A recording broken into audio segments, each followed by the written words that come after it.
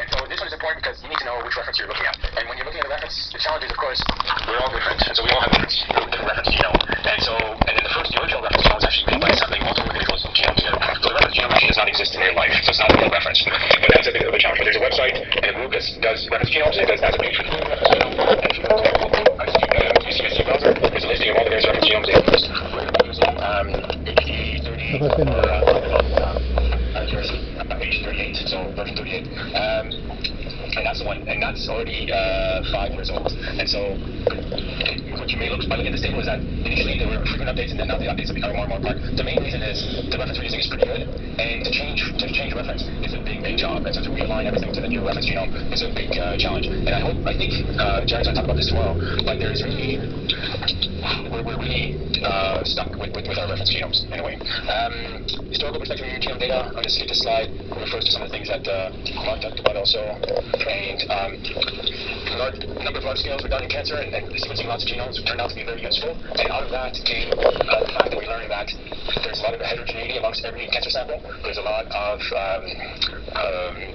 abnormalities, and not just at the nucleotide level, but the rearrangement. And the way you compare the samples, the way you compare your samples for your library for sequencing, so forth, matters a lot. And so out of all that, it was an attempt to start the ICG's International Cancer Genome Consortium. At the same time, the US was doing the TCGA, the Cancer Genome Atlas, and together, so the TCGA is part of the ICGC, but like I mentioned earlier, there's different access rules. But the mission is similar in that we wanted to sequence a large scale of genomes to do 500 tumors per tumor type, to do 50 different tumor types. That's 25,000 tumors, and match with 25,000 normal DNA. So it's 50,000 genomes that was done in 10 years, and we're at year 9 right now, so it's ending soon. We're not quite at 25,000, but we're almost there. And there's needs to be information about the project, the patient, the tumor, the samples, and all of that sort of metadata analysis and interpretation. This is worldwide, so there was 18 countries, lots of different projects, some countries doing more than one. The US and the UK and France and China being examples of countries that have done multiple. We did about three different projects in Canada, and so forth. And it's a map of all these various things. So this is a typical growth curve, but with time we get enough data. The ICGC homepage has a page, project page for each of the tumor types, and so forth that were done. You click on it, and you can get details about the project. You have information about the data portal, the DACO, the data access committee, data access committee, organic committee, and so forth. There's a DCC, so data coordinating center, where all the data exists, and you can do simple queries, ask for a gene, and saying about that, or go to specific parts of the portal to help you find things. There are summaries of all the genes, summaries of all, on the left side there, it's what we call faceted searches, so facets. So you go and click, and right away that sort of focuses your query to the data sets you want, and then you can download or study further those specific data sets. There's a project entity page, so there'll be like the breast cancer, and there's types of breast cancer, there'll be pancreatic, there'll be liver, and so forth. So each project has their entity page. There's gene entity page, so each gene will have its own page, and we'll have a link to the browser, a link to all the various resources for genes. The ACTON, which we're going to talk about later at the end of this workshop, also is integrated into the ICGC page, and each mutation has a single identifier, so you can have you can uniquely identify a mutation, and that's kept from release to release, and so that's part of the data model at the ICGC, so that you'll have a genetic genome browser as well, and ways to access and download the data. I'm sort of going fast because we're running out of time. Yeah, I still have a few slides, but it's also ways to download large data sets, and so you can download this and actually I'll show you in a few seconds how to download to cloud infrastructure. There's also large data sets, for example, if you want all the open access mutation data on a single file from all of the cancer projects, that's available in the portal as well. And this is something called ADC, MMP type stuff that you can do you're running to your own genome on a file, and you can count various how many mutations are in for a given type, for example. As I mentioned, ICGC is a merger of the ICGC and the TCGA data. It merges all the open data, but not the controlled access data. The controlled access data is, as Mark referred to earlier, is all the identifiable data, and so that's exempt from. So TCGA is part of ICGC. They both offer, but they have different tumor types, different definitions of what is controlled access versus not controlled access, and that's kind of important. And different data access rules, different geography rules, and in various countries under particular jurisdiction. So ICGC has rules of what is open and closed. TCGA has different rules, mostly the same rules, but the big difference is that NIH, so mutations themselves are not identifiable, right? Because they're random, they're not independent of the germline. Of course, if you have a mutation or a germline position, that becomes an identifiable statement because you just said this one has been modified to where there used to be a germline variant. So those are sort of in a gray zone. But so if mutations come from exome data, they're considered open access when they come from TCGA or ICGC. And if mutations come from whole genome data, when they come from TCGA, that's considered controlled access. If it comes from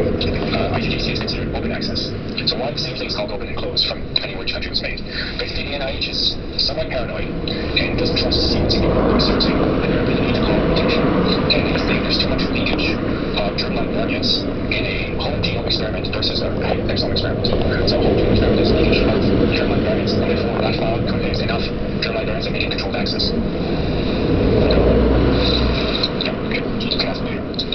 So there's a file there which has all the germline variants, but it only has germline variants from exome from TCGA, exome from ICGC, and whole genome from ICGC. But it does not have variants from whole genome from TCGA. Okay? Similarities, we talked about that earlier, so I'm going to skip over that. You have to destroy after your period of access to the data, you're supposed to destroy it. So again, the whole concept of destroying what's on your laptop and the ICGC police being able to come over and see that you've actually done it is the audit that was referred to. I don't think it's ever been done, but it's technically allowed to be done. But it's not been done. Cosmic, we talked about, is basically is a repository where all the semantic mutations exist from this project and many other projects as well. So Cosmic is a repository of all semantic mutations from around the world, from around not just whole genome, not just whole exome, but targeted panels and so forth. And it's all at Cosmic.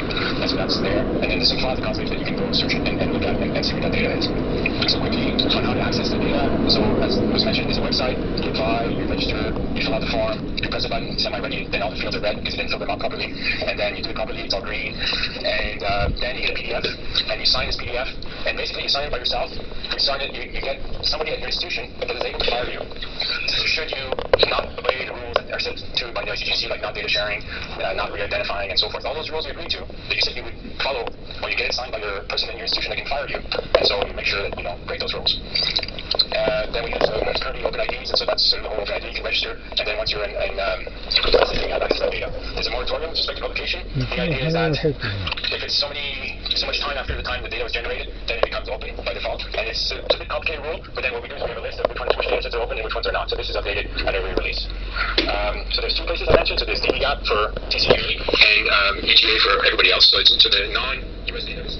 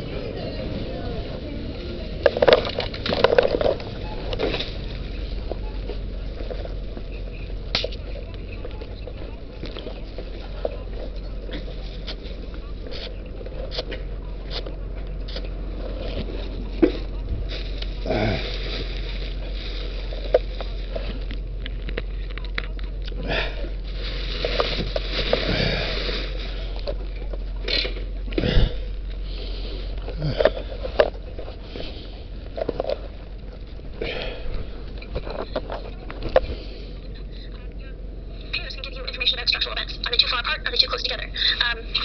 And also, are they on different chromosomes? That's a big one. And you can change the alignment colors on IGV to show you this different information. So does it match the insert size, or is the parent orientation weird? So are most of you familiar with paradigm sequencing? Anyone not familiar with paradigm sequencing? So get my hand up. Okay, so I can go through really quick. You have your DNA or cDNA, you fragment this, and you have an accepted fragment size, but it's a distribution because you have some too small, so much big, and you pick the stuff in the middle. Okay. So when you do this, you get your fluid and reverse reads, and then what is from the tail end of both is your insert size. But when you align it to the reference, it's also going to be like that as well. So the tail to tail is your invert insert size. So your invert insert size is coming from the reason you've aligned, and not so much from what you have chosen for sequencing. Because the program can't go back and read your alignment that you chose. Yeah. So your invert insert size can help you find deletions and insertions, because again, if it's a deletion, they're going to be too close together, and your invert insert size is going to be small. If they're too far apart, your invert insert size, or your expected insert size, is going to be too large. And then your interchromosomal rearrangements, you're not really going to get an invert insert size because they're far too far apart. How do you measure that? What's the insert size from chromosome 1 to chromosome 8, right? Okay, so what is the effect of deletion on invert insert size? So we're going to use our reference genome, and our subject, we're going to delete stuff in the middle. So the stuff that goes up is going to be smaller than it up there. So what we're expecting is a read come from here, and a read come from there, but what we're getting is a read here and a read there, and then we won't get this big gap in the middle, right? So this is obviously smaller than this. So our invert insert size is going to be very much greater than expected, because our invert insert size is coming from all the data that we have, all of our reads. And then this size is going to be very much smaller than our input size. Make sense? So we can color these in IGV. You would have to right-click on your alignments. So right-click in this space. This menu will pop up, color alignments by insert size. And that will change from our gray colors to different colors. So we can see them here. These little red boxes here have been placed where they're not supposed to be. And you can see this drop in coverage. So this is your coverage map. You have lots and lots of coverage here, and lots of coverage there. But in this middle bit, you don't have as much coverage as you would expect. Okay, so if the insert size is smaller than expected, it's blue, larger than expected is red, and then the pairs that match different chromosomes get really funky color schemes that you have to look up. Okay, so rearrangements, where you have stuff from one chromosome on a different chromosome, in the normal, you would something like this, and then in your tumor sample, you have all these little bizarre colors, so you can say that one end is belonging to chromosome 1, and you can look all the way on chromosome 6, and we have different ends there. Okay.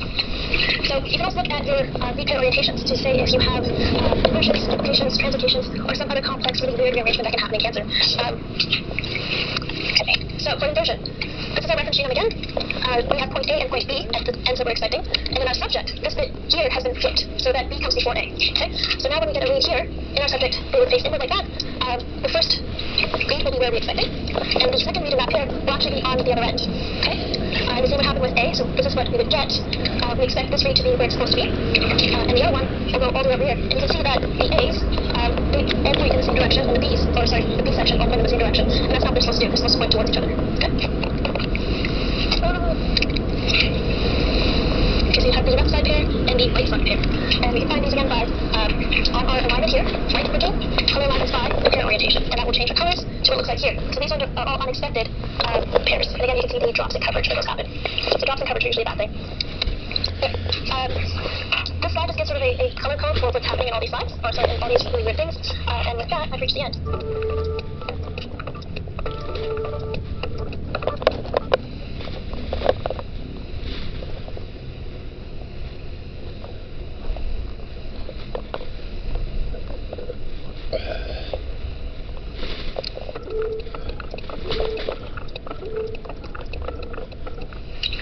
Good morning, everybody. So, like Anne just explained, this lecture is actually usually covered by Jared Simpson. The slides are prepared by him, but unfortunately he couldn't be here. I'll try my best to explain everything he's included. If you have any questions, feel free to ask them at any point. Or if something seems ambiguous and it's extremely lengthy, I might just talk to you about it afterwards, or ask Jared and he can get back to the answer as well. Everything in this lecture is also covered by the Creative Commons license, which means you can reproduce, or share anything presented as long as your slide deck is also covered by Creative Commons as well. And then some of the lab material was also taken from Ben Langmead and Aaron Quinlan, who both work. Aaron Quinlan especially is in assembly and makes assembly style programs too. So one of course talking about mapping reads to a reference genome. The learning objectives for this module is to understand how mapping reads to a reference genome work, how to generate these mapping reads as well. Some of the basic formats we use when mapping reads to the FASTQ format is the SAM file format. FASTQ is usually your raw sequencing output, and the standard file formats are usually your standard for alignments. Learning common terminology when you describe alignments, so like insert length, coverage, mapping quality, red scores, and so on and so forth. And then in the actual tutorial, run a mapper and explore the results to try and get you familiar with how to run your own sequences. So the original human genome was sequenced using standard sequencing, which was a chemistry developed in the 1970s. Although despite this giving us a fantastic reference, it cost us a few $1 billion.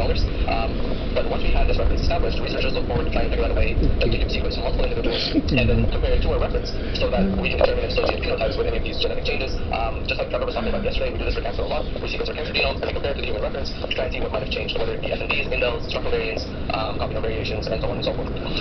So segment sequencing is first chemistry developed, and then multiple technologies were attempted, or multiple chemistries were attempted to try and create the next generation sequencing.